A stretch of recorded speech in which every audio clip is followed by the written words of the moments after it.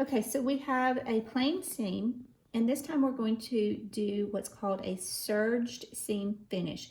This is the seam finish that you see most often in commercial garments and in the ready-to-wear industry. What it's going to actually do is we're going to sew through both layers of our seam allowance, and it's going to create a stitch that actually overcasts over the edge of the fabric.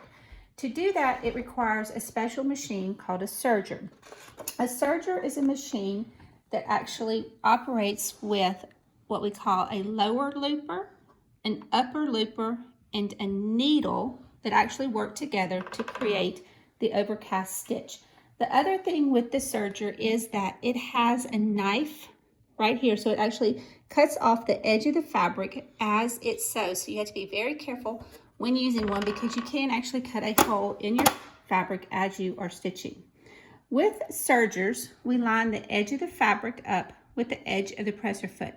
Now it's already threaded and going. We do not have to raise the presser foot up and down as we stitch with sergers. We just put our fabric in and we press our foot pedal and we begin to stitch.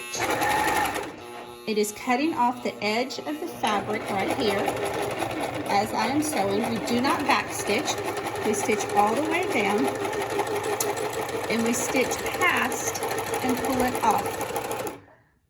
Then when you are done, you're going to cut your threads, and then you have an over edge stitch that actually is a row of stitching that comes over the edge of the fabric and finishes the edge of it. The serger does what we call a chain stitch, which means that it's making loops to hold our threads together rather than a lock stitch that's created by our regular sewing machine where you have an upper and lower that are actually locking or looping individual stitches together.